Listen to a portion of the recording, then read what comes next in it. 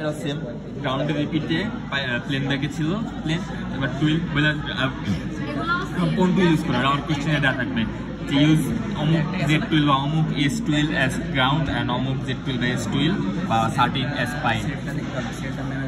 গ্রাউন্ডে ইউজ করছি আমরা 2 up 1 down Z twill, 2 up 1 down 2 up 1 down 2 up 1 down, 1 up 2 down Z twill use করছি আমরা pine. তো ওয়ার্প বরাবর ওয়ার্পের সূত্র আমরা কি দেখছিলাম,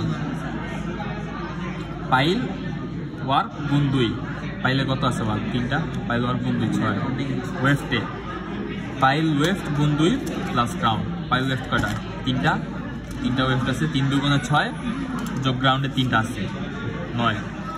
এখন আমার 3টা গ্রাউন্ড ওয়েফট আছে আর পাইল ওয়েফট আছে 6টা, তো 1:2 একটা গ্রাউন্ড বসাবো এরপরে 2টা পাইল বসাবো এভাবে। তো ওয়ার্প অনুযায়ী আমি 6টা বসাই দিলাম, এক ঘর পর পর কাটিং লেন দিলাম, আর 1:2 যেটা পাইলাম একটা গ্রাউন্ড 2টা পাইল, একটা গ্রাউন্ড 2টা পাইল, একটা গ্রাউন্ড 2টা পাইল, 3টা গ্রাউন্ড যেহেতু আছে আর 9টা পাইল আছে, এটা এইভাবে সাজিয়ে দিলাম 1:2 দিয়ে। এরপর সেম গ্রাউন্ডের মধ্যে আমরা যে এখানে যেটা পাইছি 1 আপ 1 ডাউন 1 আপ বরাবর 1 আপ 1 ডাউন 1 আপ 1 ডাউন বসাই দিলাম। প্লেন যখন ছিল 1 আপ 1 ডাউন 1 আপ 1 ডাউন বসাই দিয়েছিলাম না, এরকম 2 রিপিট আসছে তো 2 রিপিট বসাইছি।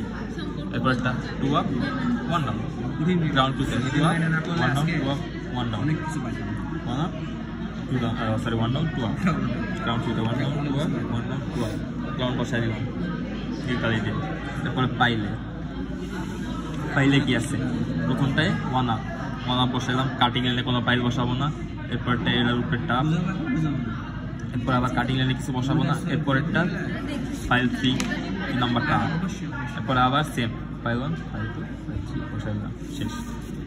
ক্রস সেকশন বসাইলে ওই যে কটা ওয়ার্পের সুতা আছে বসাবো, বসাই দেওয়া ওয়েভ কোন দিক দিয়ে গেছে দেখেন।